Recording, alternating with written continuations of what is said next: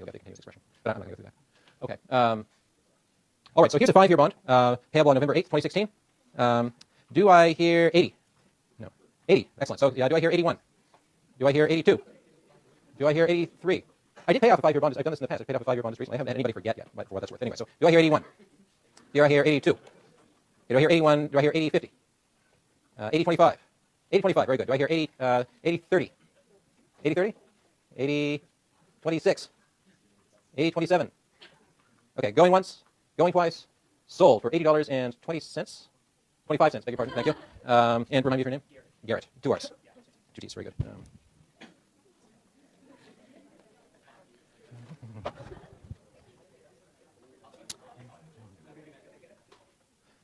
Does anyone without a calculator want to guess what how the yield in this compares to the previous yields? You guys have worked it out? Okay, very good. All right. Now the U.S. Treasury sells bonds at longer maturities as well. They carefully try to structure the maturity of the bond, the periods in which bonds become due, as a way of managing the U.S. debt. I don't know why I shouldn't do the same. So here's a 10-year bond, payable November 8, 2021. So do I hear 80? Do I hear 78? About 75? 70. Okay, so I hear 10. Do I hear 20? 20. Do I hear 20? Do I hear 30? 30. Do I hear 35? 35. Do I hear 40? Do I hear 40? What was that? 30, 37. Do I hear 38? 38. Do I hear 39? Do I hear 38, 50? 38, 50. Do I hear 39? Oh, yeah, don't bet against yourself. So do I hear 39? Okay, going once, going twice. Ah, very good. 38, 50. 30, no, 39. I'm sorry, 39. Do I hear 39, 50? 39, 50. Do I hear 40?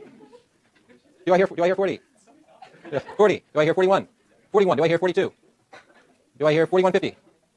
Okay, so 41. Who did 41? Sorry, I lost. Okay, 41. 41. Going once, going twice. Sold for $41 to. Spell for me. And that was, what was it? 40. What did you say? 41? 41? Yeah.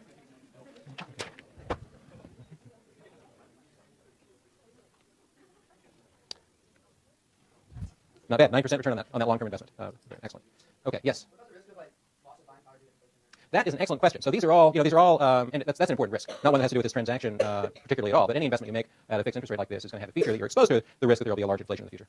So that's definitely in here. There's a really, I think, useful investment program that the Treasury run called Treasury Inflation Protected Securities, which add on an estimate of the consumer price index to the interest rate, so you get something approximating a real return on those things. So I invest a lot of my money in those things because I think the chance of there being a large inflation in the future isn't trivial, for example. So that's a good question. But most bonds, that's future inflation risk on government debt. I'm sorry, not government, but for U.S. Treasuries, future inflation risk is maybe the most salient risk. Okay. All right, I'm going to keep going. I'm almost done here. So yeah, I have a bond here. The U.S. Treasury goes out from very short term maturities all the way out to 30 years. So here's a 30-year bond. So this is payable November 8th. Yes. No, this is a good question. Do you have to be the person who buys it? Absolutely not. This is a so-called bearer bond. So you can, whoever presents this to me in 2041, I'm going to give them $100. So you can sell it to somebody else. You can give it to your kids. You can, you can sell it. You can do anything. Yes, Hillary. I'm sorry, Hillary. Oh no, we can. If it happens in person, that's great. We can do it via mail or whatever. Like if you took a picture of it and we can work something out. I've redeemed these things in person, but also using email. Snail mail previously. I'm sure we can work something out. I'm 45. Yeah. But again, this is a valid debt that would be paid by my estate. And I'm in reasonably good shape. I spent the last night. I haven't been hospitalized since I had my tonsils out when I was 4. No, I'm very healthy. Yeah. Okay, so let me go ahead and knock to the side. Yes. If the dollar disappeared, you mean like that would be really? I mean, that's not. I guess you can imagine some kind of calamities that would result in. I mean, so the Confederate. So for example, Confederate currencies. The Confederate government issued a lot of debt, and then the Confederate currencies ceased to exist. So what happened then was that there was some kind of negotiation of that debt, not issued by the Confederate government. That was just paid by the U.S. Treasury, I believe, at some exchange rate. So presumably something similar would happen, but that would there would be vast quantities of debt that would be affected by a move like that, and there'd be some kind of workout involved in exchange for new dollars or whatever. I'm confident. Okay. So you should regard that as sort of an extreme inflation risk, I think is what we should think about. Okay, so I hear, so here's a bit of 50. So a bond with a maturity of 30 years pays $100 on November 8th, 2041. I hear 50 cents. $1. Do I hear $5? Very good. $7. Do I $10? Do I hear $12? $12. Do I hear $12.50? No, I got $12.50. I got $1.75. 12.80. Is that the highest bid? Okay, do I hear 13? 13. Do I hear 14? No, 13. Do I hear 14? Do I hear 13.50? 13.50. Do I hear 13.75? 13.75. Do I hear 14?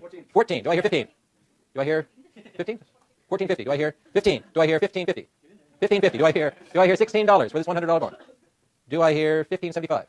1575. Do I hear 1580? Do I hear 16? 16. Do I hear 17? Do I hear 17? Do I hear 1650? 1650. 1650. Do I hear 1675? 1675. Do I hear 17? 17. Do I hear 1750?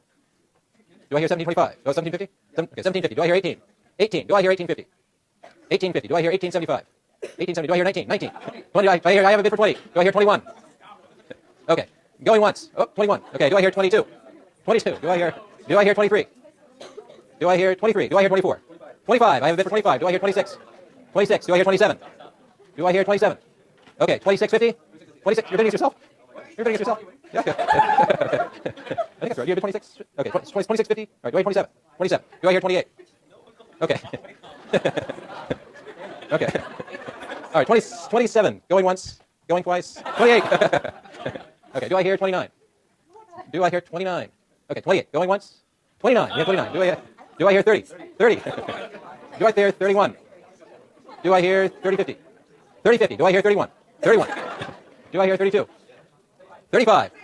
Do I hear 36? Okay. Going once. Going twice. Sold for $35. And you have to spell your name for me. Yeah, that's very good. Is that how you spell it? T-A-I. And what did we sell that for? 28? No. 35.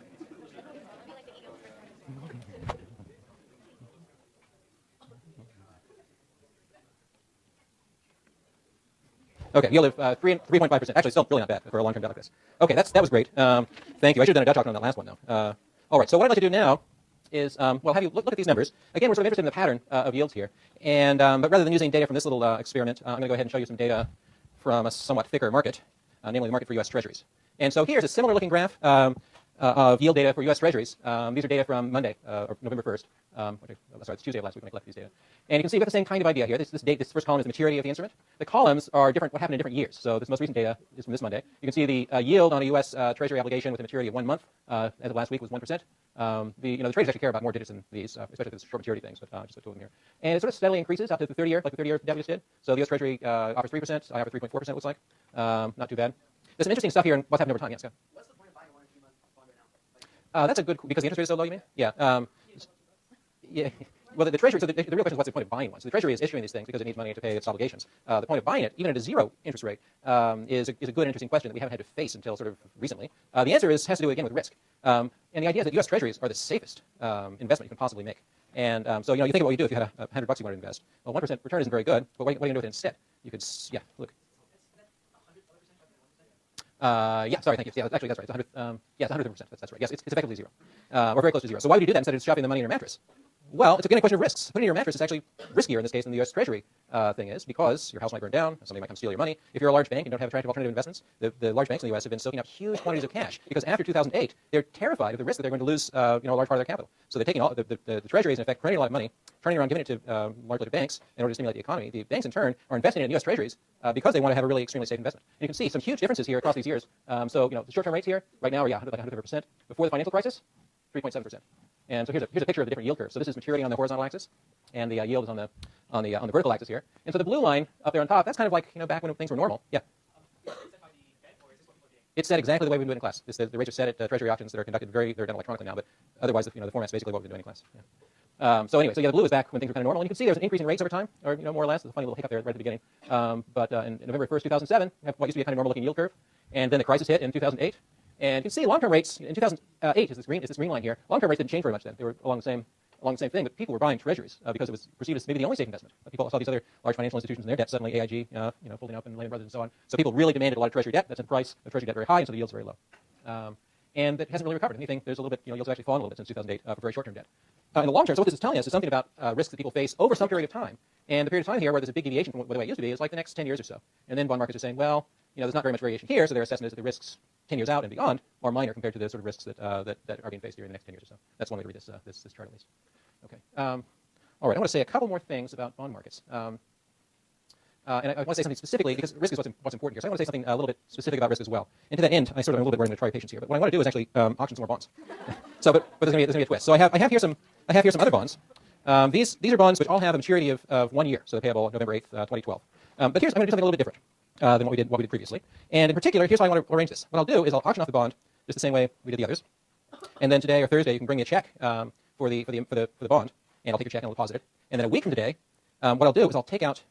Does anyone recognize these? In front, you can see what they are. there's some gamer's dice. These are two 10-sided dice, and I'll roll the dice. And if it comes up the yellow, I'm going to read these. They have the digits 0 through 9 written on them. So I'm going to roll the dice. If it comes up with a number less for this one, less than 10%, so the number less than. So if I get a 0 on the yellow die and any other number on the green die, actually, what I'm going to do is default on the bond. Okay, so I, in that case, will not repay the bond. I'll just tear it up. Okay, so that's the deal. So that's a case where it's exactly the same arrangement. It's a 1-year maturity bond, but there's a 10% risk of default that you're going to lose your entire investment. Okay, is that clear? Yes. They're 0 through 10 or 0 through 9. You want to examine them? If you yeah, okay. So is that arrangement clear? So for this, no, just once. So these dice are designed so they generate integers, 0 through 99, and with equal probability. So if the number is less than 10, there's a 10% chance of that. I'll default on the bond. Yeah, Scott. No, then I just give you the bond, and it's just normal. So it's both of them. It's just the yellow die is going to be the most significant digit. Then it's 60, and it's good. Exactly. Yeah. I'm trying to generate probabilities. Because I want to be able to generate a finer set of probabilities now. Yes. Double zero is 0. And 10, but 10 is like 1, 0. 10 is more than 10. Okay. So it's exactly a 1/10 chance of default on this particular bond. Okay. All right, is that clear? Okay. So let me just remind you that the bid for a bond of maturity 1 year with no risk like this is the bond that Brian bought for 87. So let me it was with an extremely good return there, actually 14%. But so let me go ahead and start the bidding at 70. So this is bearer bond, maturity 1 year, par value $100, but a 10% chance of default. Okay. So I'm going to start the bidding at 50. Who will give me 50 for this bond? 10. I hear 10. Do I hear 20? I hear 20. Do I hear 30? 30. Do I hear 40? Do I hear 35? There's only a 10% chance of losing it, man. 87. Do I hear 40? You bid 35, you bid? 20, no, he bid 30, though. You bid 35? 35. Do I hear 40? 35.01. Do I hear 36? 35 and a quarter. Do I hear 37?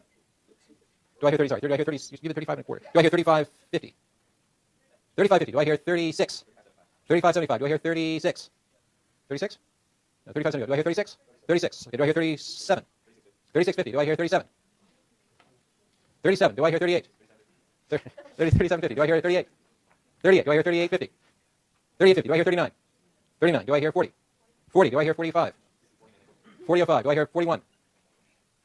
40. 45. Very good. 40. Do I hear 46? This is an outstanding investment. I'm really. Okay. Do I hear 46? 46. Do I hear 46 back here? Do I hear 47? 46.50. Do I hear 47? Do I hear 40? What do we have? 47. 46.50. Do I hear 47? 46.75. Okay. 50. Round 50. Very good. Do I hear 51? 55. Excellent. Do I hear 56? Okay. 55. Going once. Going twice. Sold to. Okay. Excellent. That's great. Okay. So Katie for. What did you say? 55. Okay. Okay. So I'm going to.